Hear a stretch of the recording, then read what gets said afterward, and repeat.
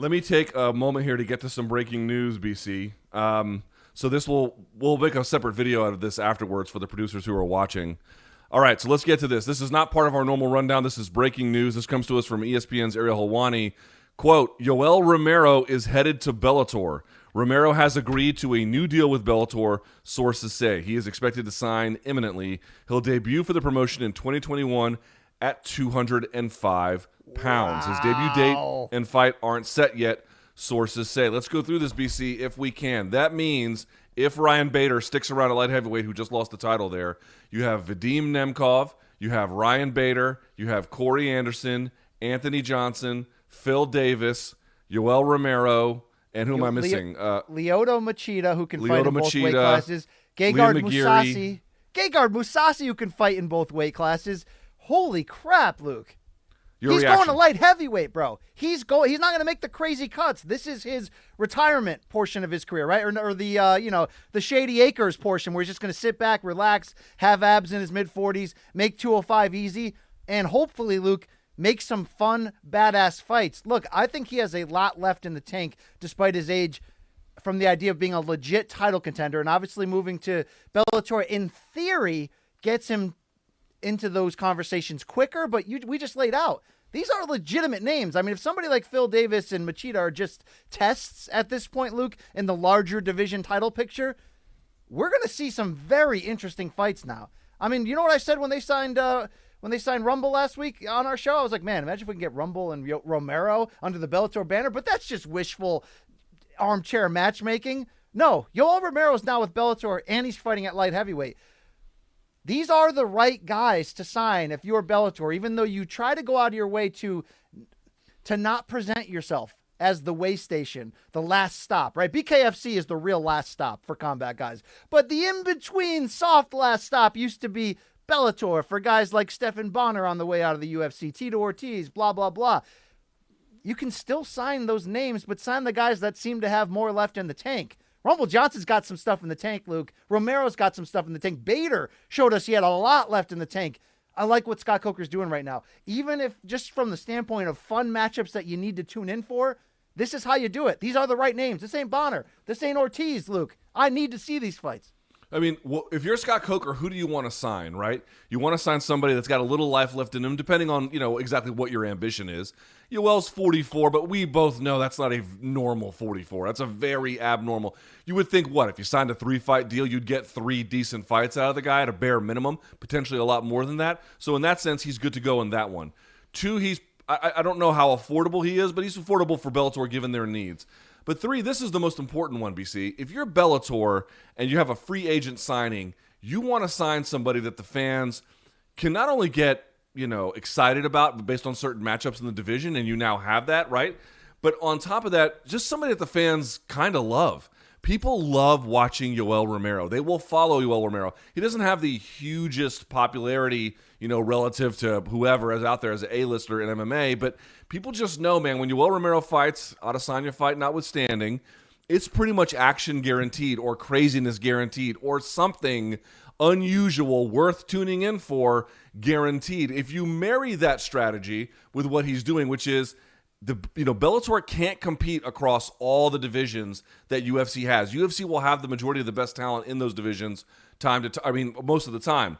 But if you could pick a division here or a division there, a little bit of space here, a little bit of space there, you can actually do something pretty legit. Go listen to this again. Again, if Bader sticks around.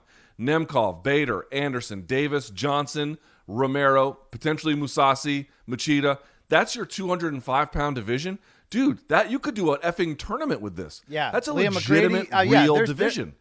And hey, Luke, so Scott Coker just pulled a 180, and I think he made the right call as long as financially, obviously, he didn't break the bank. We don't know about that. But in where he said at first, I'm not interested in Yoel, but now I am. At first, Luke, he wasn't too interested in another legend who can fight at 205 pounds. But Andy Silva's still out there. Free agent season, Luke. All right? Okay? Come on now. Come on now. Bro. Listen, Romero might be expensive, you want to do but a tournament?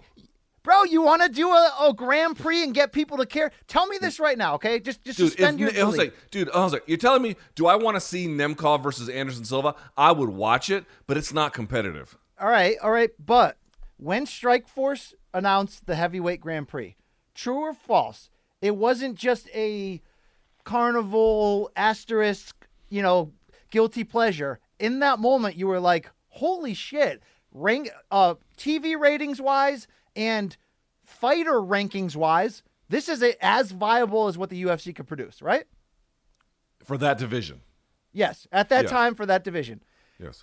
So if they run out a 205-pound Grand Prix, and let's just go the extra mile and say they got Anderson Silva, and you had Nemkov, Bader, Silva, Romero, Rumble Johnson, Machida, Phil Davis, Mousasi, you're telling me this couldn't have, especially with light heavyweight in the UFC being down from a star point standpoint at the moment, not from a good fighter, but star point, you're telling me that wouldn't have the same impact that great announcement of the Strikeforce Heavyweight Grand Prix? And that's considering, by the way, Daniel Cormier wasn't a part of that, and our hope was that we would get like Overeem Fedor. That was big at that time. You're telling me this wouldn't be as big?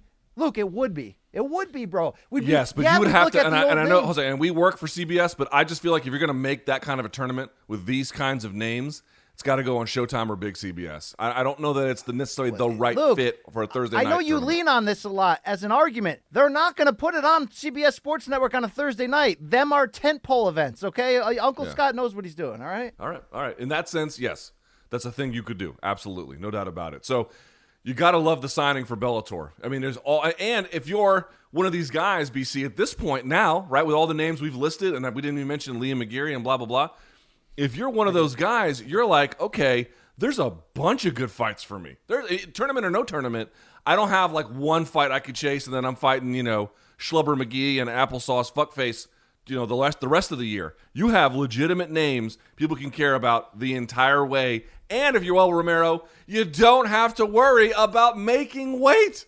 You don't have to worry about making weight. Lukey, let's take making weight a little bit further. Do you have to worry about the same level of drug testing either?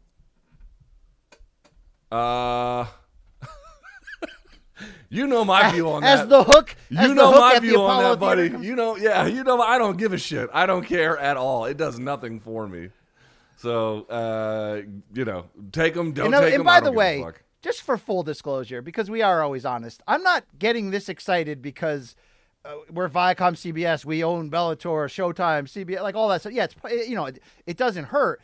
I'm a fan of carnival shit. We know that. I love putting old star names together. I love making fun stuff. I want a world where UFC has competitors that are fun, that give you a reason to want to go out of your way to see it. I loved me some Strikeforce. I have loved Bellator at different points. I'm cheering from that standpoint, Luke, because I think there's still life to be made in some of these names. And if you match them again, I mean, look, that heavyweight Grand Prix, not the Strikeforce one. How about even the Bellator one? It was fun. It wasn't the best. You had old Chael and shit, but it was fun, Luke, okay? Dude, listen, the UFC is going to have the majority of the best fighters, which means in all likelihood, they're going to have the majority of the best fights.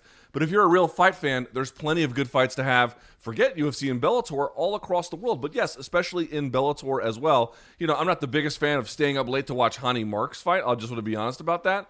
But staying up late to watch, who's now Ronnie apparently, which I didn't know. But staying up late to watch these guys, like thinking about the possibilities there, these are fighters that can compete at a high level and in a weight class accommodating of their size at this stage in their career. What is not to like about that? So we'll see how things go, but Bellator's cooking with gas at 205 pounds.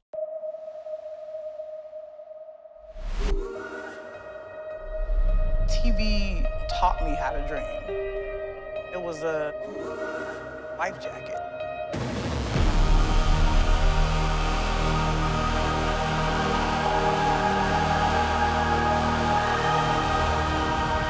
I don't think you can be an artist and not touch people.